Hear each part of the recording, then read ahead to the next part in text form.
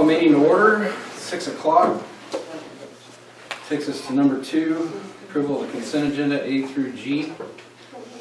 Go ahead. Okay. Pretty much business as usual in the general fund right now. There's none.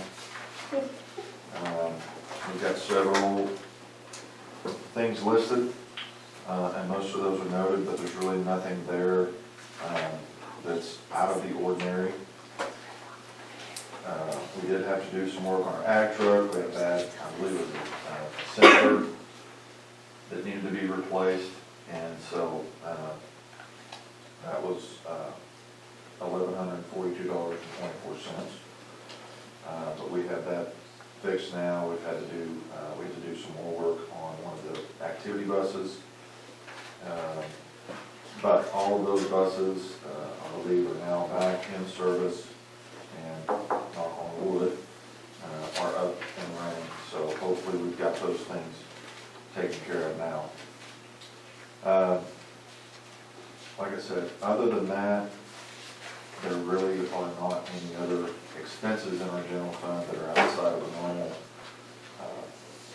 monthly bills.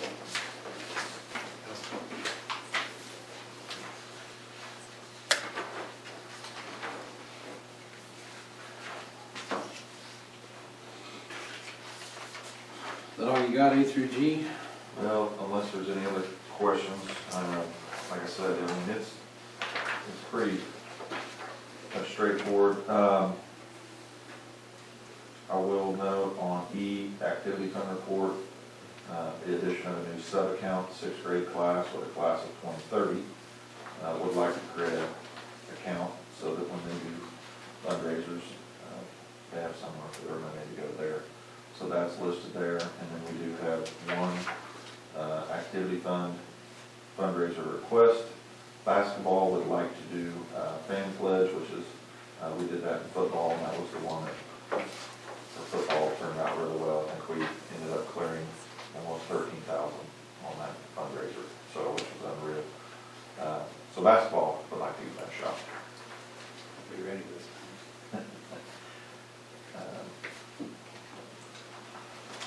All right, any other questions or thoughts on A through G?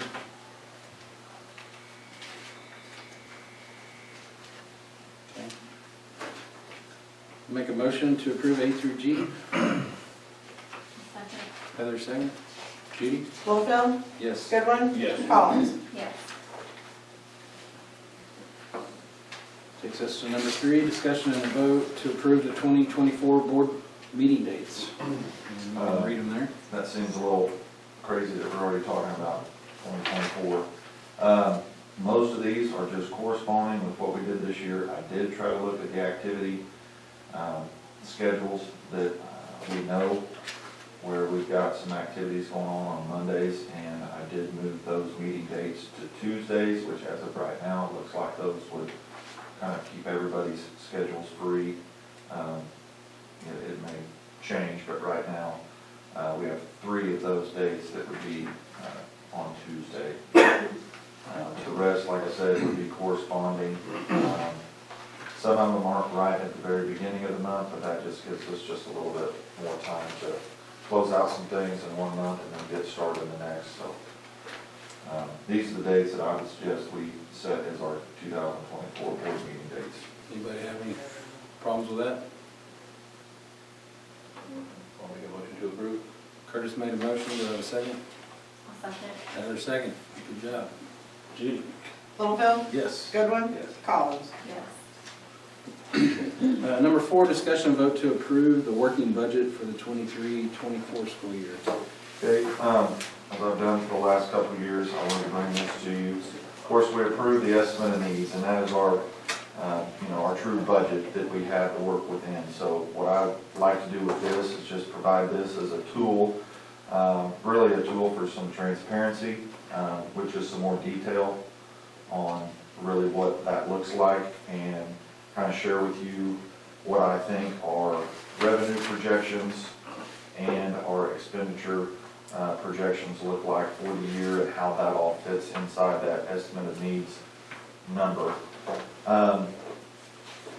Well, there's a lot of stuff in here that is really just informational, so you're more than welcome to look at any of that.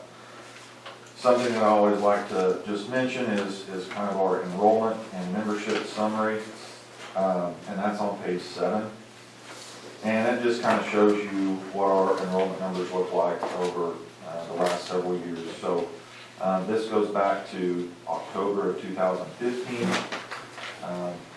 And, you know, we were at kind of a higher enrollment then at 422. As of right now, I think we're just below 400.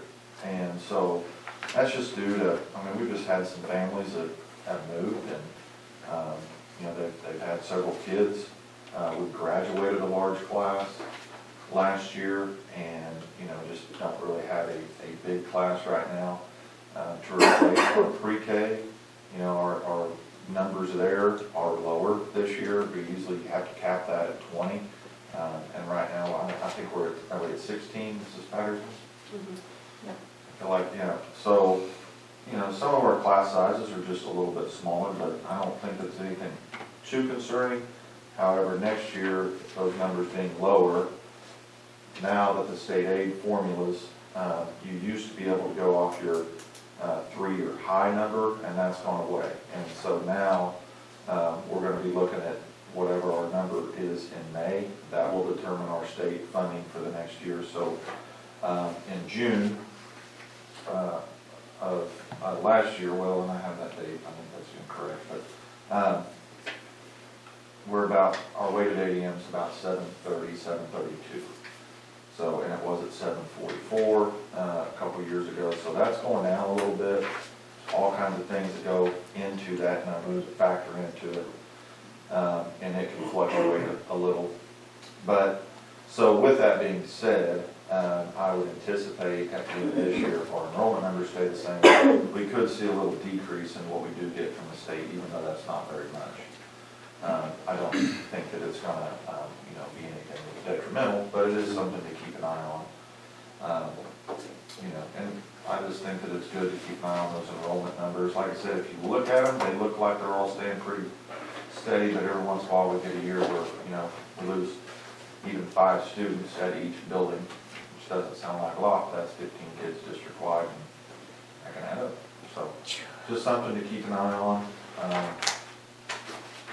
and we'll keep doing that. I'd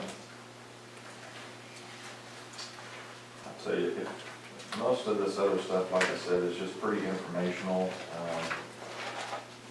So I think what we really want to look at, starting on page 24, that really kind of gets into our operating budget, our general fund, and the projections. Some of that information before that, and on that first page will kind of give you an idea of where these numbers are coming from. But the total projected 23-24 revenue in our general fund is a little over 4.5 million, and does include the 1.4 fund balance, our carryover.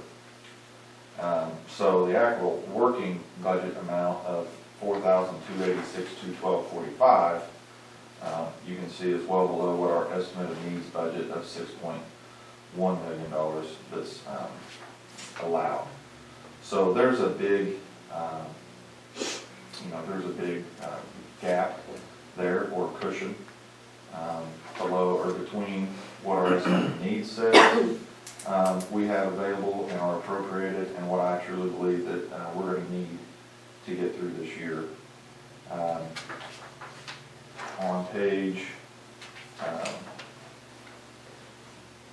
let's go to page 26. That really gives you a line by line idea of where our money is going to come from. And a lot of those, on the top, those are allocations. Those don't change a lot. If they do, they don't change very much. But those are all of our federal programs right now. That includes our after-school program, which this is the last year that that grant is available for that after-school program. And that's a big grant. That's $72,000 to run that, and it takes every penny to do that. And as of right now, there's really nothing out there that is going to continue off of that. And we're still looking at 21st century grant opportunities, but our numbers in the free and reduced range aren't really where they need to be to qualify for that grant. So it's going to be a long shot for us to be able to continue that. We have $230,648.11 left in ESSER 3, and this is the last year that money is available. That money has to be spent by September, and so we have all of that into our budget. We pay for summer school with that money. There will be some retention stipends that we pay again this year that will come out of that. We have some technology needs that we're addressing while those funds are still available this year. And so we do have, we're paying our counselors, our LPCs with that money this year. And then as of right now, we still have one teacher salary that we're paying with that still this year. We will retain our teacher, even though that money goes away, and that's part of the reason we were building up our carryover, so that we would be able to continue and maintain that position. So those are our federal allocations up there on the top. Below that are projections. Some say allocations, and so those come directly from the state. So, I mean, we're pretty well guaranteed that's the money we're going to get. If it says projection, those numbers are either my numbers or they're coming off the estimate of needs, which the estimate of needs takes 90% of those areas from what you collected the year prior. And that's what you get. You get 90% of that kind of figured in as your projected budget. So those could come in a little higher, could come in a little lower. I will note that on gross production, that's the biggest discrepancy in what I think and where the estimate of needs has us at. The estimate of needs puts us at bringing in 90% of what we brought in last year in gross production, which would still put us over bringing in $1 million in revenue with gross production. But like we've seen over the last 4 or 5 months, we're only bringing in roughly 60% of what we were bringing in at that time last year. So I have figured my projections closer to that 60% mark, which means we would only collect about $750,000. If that goes up, then that could help build carryover up a little bit. But I don't want to bank on us being able to bring in another $400,000 to $500,000 that we're not guaranteed.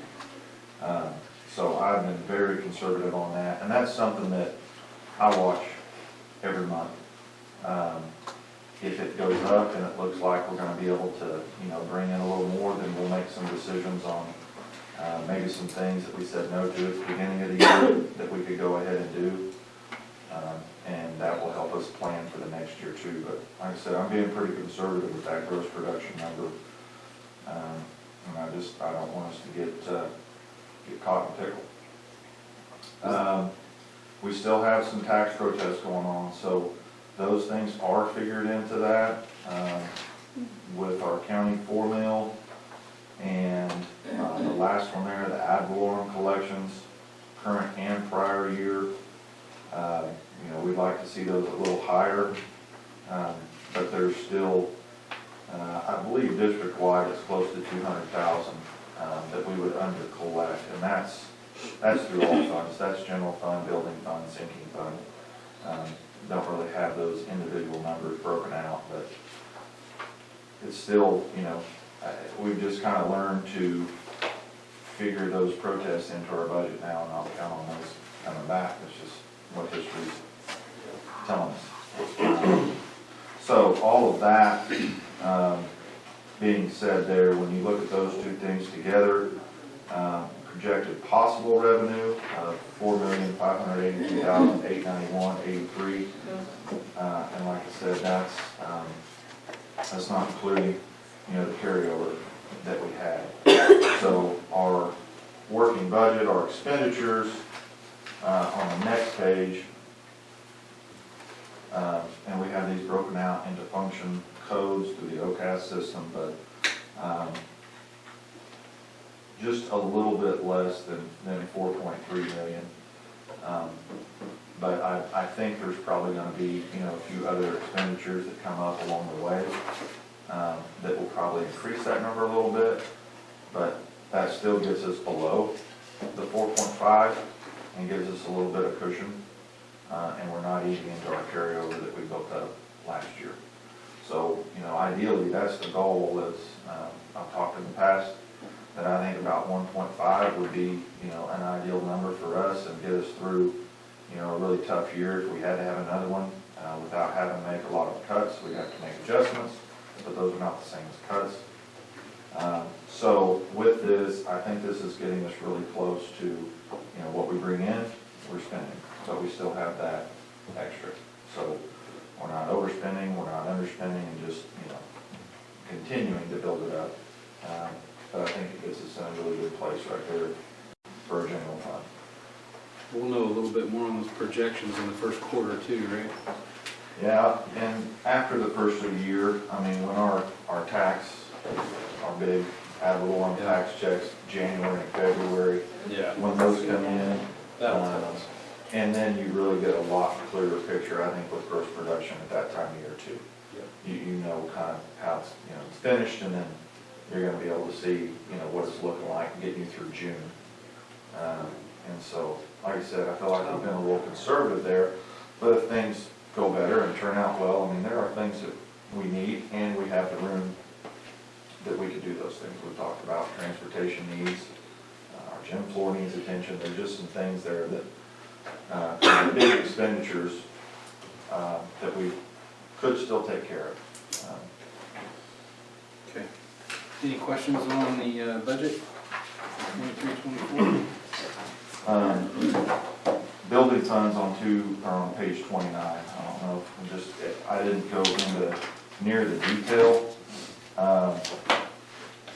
We are paying some custodians out of that fund this year, but, a few years ago, that didn't have any money in it. Yeah. And so, right now, I think we're gonna be sitting, with over 200,000, pretty easily as a carryover in that. Because if we can continue to build that fund back up, and we'll be able to take care of some things. And we don't have a lot of issues, it's just we got a lot of stuff to take care of. So if we could take some pressure off the general fund on those lean years, because we built up the building fund, that will help out. So, child nutrition's kind of the same way. We're getting really back to where we're spending what we're bringing in that account. That had gotten built up quite a bit. So I think, we should be able to continue everything. I will mention that next year it's going to be possible that, we may have to reevaluate what we're doing with breakfast. Not saying that's what we're going to do. I'd like to be able to continue to keep that free for all students as long as we can. But that is something we're going to have to keep an eye on and just see where we're at. But right now, like I said, it looks pretty good. And child nutrition fund there too. And we did spend more last year. We did the walk-in freezer project over the summer, and that was a big expense. So, sinking fund, I included there at the back, just kind of what our bond schedule looks like as of right now. And we still have a little ways to go.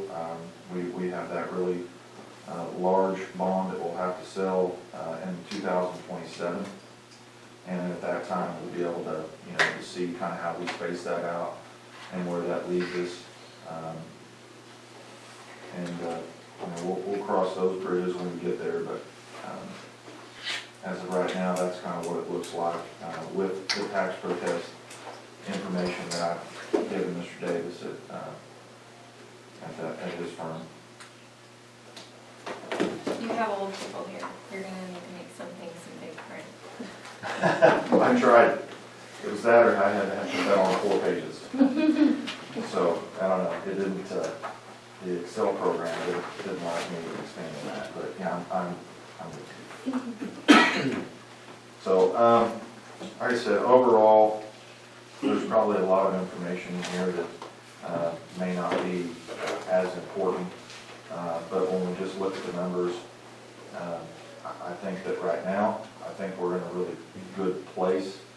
I feel like we've got a good foundation built back up, and you know, we're just going to continue to be smart about what we do. But when there are things that we need, I want to be able to put plans together and go after those things and get those things done. So, like I said, right now, things are good, and I think this kind of helps paint the picture of where we are and what we're doing and where we want to be, especially at the end of this year, but also looking forward to.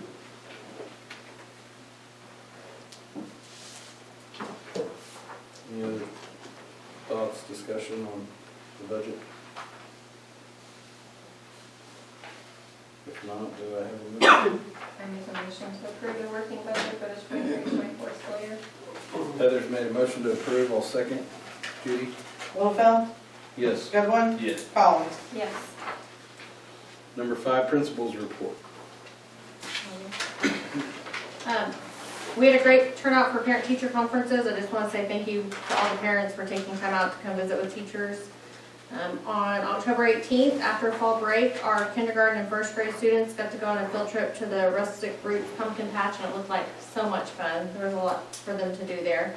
On October 20th, we had a great turnout for our Title I Fall Festival. Scotty's was there. We had football on Thursday night, so that opened up that Friday, and it was the perfect evening. It was a little warm to start, but we had a really great turnout for our Title I Fall Festival. On October 24th, we kicked off basketball at the elementary at the Kremlin Hillsdale Festival. On October 26th, we had a fun event for a national day called Lights On for Learning to celebrate after-school programs nationwide. We had a really fun day that day. We had 4-H come and do different stations with the kids. We even had a little horse on the playground. It was a really fun day. Our students have been skating in PE the past week and a half. So I just want to say thanks to Miss Means for setting that up. She has to come up here usually over fall break to get that set up and get the skates going, but the kids really enjoyed that. Tomorrow we are excited because the Oklahoma Science Museum will be here for a STEM Live presentation.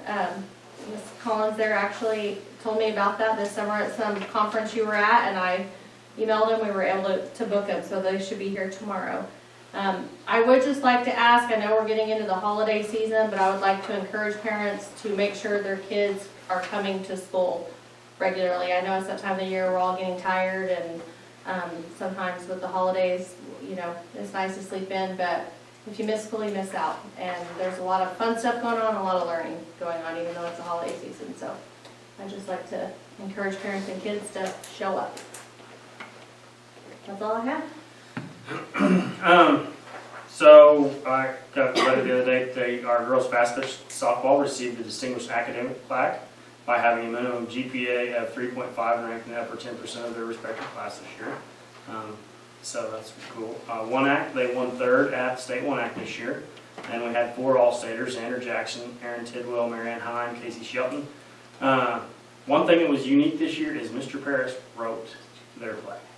So this was the first year that they changed the rules where you could write original work, and so he wrote original work this year. I don't know if he'll keep doing it, but it was really good. So they will be having their community performance this weekend, Saturday at 7 o'clock and Sunday at 2 o'clock in the auditorium. If you haven't got to come see it yet, I watched regionals and I watched state, and it was a lot better at state than it even was at regionals. So it's really good. $5 admission to watch that. Donations are accepted as well, I'm sure. He won't turn any donations away. Cherokee Junior High Tournament started today. Both teams won, and they will play. The girls will play Thursday at 5, and the boys will play at 6. I'm not sure who they're playing yet. I haven't looked that close at the bracket. Our elementary tournament starts next week, so that'll start on Monday. We have a red team and a white team in the elementary tournament, so we'll have 2 teams playing, girls and boys side. So this Friday we'll have a Veterans Day assembly. This year we're going to do it at 9. That way, with our schedule working out and tech and lunches and all that stuff, if we start at 9, then we'll be done. Hopefully, Miss Jordan said to take an hour. Might take a little longer than that, I don't know. So, Miss Oklahoma, Mrs. Jordan had somehow got in contact and got Miss Oklahoma will be coming Wednesday, November 15th to talk to our students. She's coming to your building first and then our building. So that's kind of cool. It's not every day you get to have Miss Oklahoma come and speak to your student body. So basketball, as we know, is underway. Please remember sportsmanship. And this year, just so everybody knows, the NFHS has implemented a new rule. The OSSA in Oklahoma goes by NFHS rules, so there are no longer 1-and-1 free throws. The bonus will always be 2 shots from here on out. The bonus will begin at 5 team fouls per quarter. Team fouls will reset each quarter. So once you get to 5, you shoot 2 free throws. We'll see how that goes. And then Brant Fels graduated last year. He was a national winner with his diversified agriculture production proficiency at the National FFA Convention last week. So he's the 3rd one ever from Cherokee to win the national proficiency. So that's a pretty big deal. So I'm sure I left something out, but that's all I got. Appreciate it. Thank you. Number 6, superintendent's report. A few things. Next month, I will be bringing to you guys some options on what we can do with our security grant money. We've been looking into updating our intercom systems, our crisis communication systems district-wide, so that would be at both buildings and the field house. Right now, we use the phones, so if we have to make a page all or something, it goes through the phone. They're not very reliable. The old intercom system, some rooms you can hear it, some don't work at all. They've just been outdated. And so with that security grant of $92,000, we believe that we would be able to update both buildings, update that system to something new, modern, that would be able to serve the whole building. And so if we have any kind of drills, incidents, any of that kind of stuff, weather events, and we would actually be able to, I believe, page both buildings at the same time, rather than those be individually done. So that's something that we're going to look at. Mrs. Tucker has gotten in touch with some companies, had them come out, given us proposals. So with that being such a large investment, next month I'll bring those to you and we can discuss those and hopefully move forward with something there that we can do with that. We've had a little interest in the property across the street. I don't have an offer on it yet, but a lot seems like a pretty good interest in it. So hopefully next month I'll be able to bring an offer to this board on that property, and maybe we can do something with that. The city over Thanksgiving break here in a couple weeks is going to bring in some rock on the east end over there for us and re-rock that road. They're going to take care of that. So in talking to our city manager, Chad Roach, he's been really good to help us out with things like that, so they're going to get that done. It's just getting a little worn down and soft, and with winter coming, we have a lot of traffic with pickup back there, so this will be a good time to take care of that. This not really superintendent's report, I guess, but we wrapped up football season last Friday night, 4-7. But I just want to say, how proud I am of our kids and the way that they finished that game the other night, because it was really tough, and we had a lot of kids injured. Got one more injured that night. We had some gone to National FFA Convention, and we got really close to coming back, pulled ahead at the end, but ended up got beat by 2. But I just want to say we're really proud of those kids and their efforts this year and fight through everything that they did. So tomorrow night is the Region 2 meeting in Abilene, Cleo. If anybody is still interested in that, I think I talked to a couple of you, I think they're planning on going. I know Mr. Pruitt and I are also planning to attend that. So that workshop starts at 5:30, and then I believe at 6:30 is kind of the main meeting there. So that's there. One other thing, we did this last year, and we'll do this again. The Thanksgiving meal that we have at school for the students and staff, that will be free again this year to all students and our staff. So that's just a small way that we can say thank you on that day. And so we will do that again this year like we did last year. But other than that, everything's been going, really well. It's busy. It's going to stay busy. But yeah, I think everything's going really good. Thanks, Bryce. Any new business? There's no new business. Make a motion to adjourn.